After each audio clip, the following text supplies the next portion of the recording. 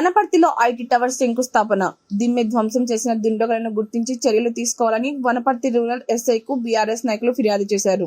ఈ కార్యక్రమంలో జిల్లా గట్టు యాదవ్, పట్టణ అధ్యక్షులు P Ramesh Goud, media convener Nandimalla Ashok, మాజీ sarpanch Sudhakar, single window director Chennareddy, మాజీ market vice chairman Maheshwar Reddy, star Rahim, Suryavamshap Giri, Zoheb Hussain, Hemanth, Mudiraj, Chityala Ramu తదితరులు పాల్గొన్నారు.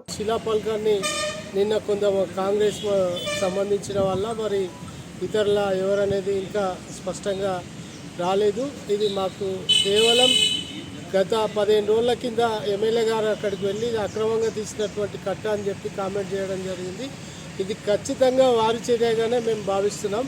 మరి శిలాఫలకాన్ని ధ్వంసం చేసి మరి ఇప్పటికే చాలా తోల గతంలో జరిగినటువంటి అభివృద్ధి జరిగినటువంటి పనులను మరి శంకుస్థాపన చేసినటువంటి పనులను అన్నిటిలో ఉన్నటువంటి శిలాఫలకాలను పాన్గల్ రోడ్లో కూడా ఒక శిలాఫలకాన్ని ధ్వంసం చేయడం జరిగింది. ఇట్లే ప్రతి రూరల్ మండలంలో కూడా టీఆర్ఎస్ అభివృద్ధి శిలాఫలకాలను మొత్తం కూడా కాంగ్రెస్ పార్టీ కక్షపూరితంగా ధ్వంసం చేస్తుంది. అలాగే మా కార్యకర్తల పైన కానివ్వండి, వాళ్ళ సంబంధించినటువంటి ఆస్తులపైన కూడా కాంగ్రెస్ పార్టీ దాడికి పూనుకుంటుంది. మరి ఎక్కడైతే అంటే సోషల్ మీడియాలో మా కార్యకర్తలు కామెంట్ చేసినా కూడా వాళ్ళని పోలీస్ స్టేషన్ పిలిపించి బెదిరింపులకు గురి చేస్తున్నారు.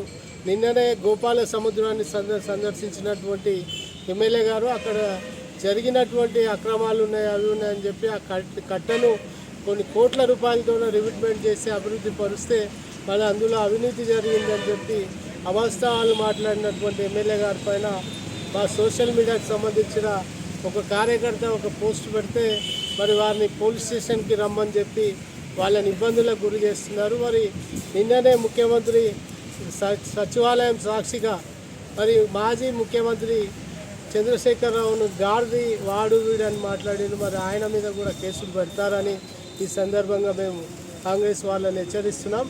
ఖబర్దార్ నాయకులారా, మీరు అధికారం ఇచ్చింది మా మీద కక్ష సాధింపు కోసం కాదు ప్రజలు.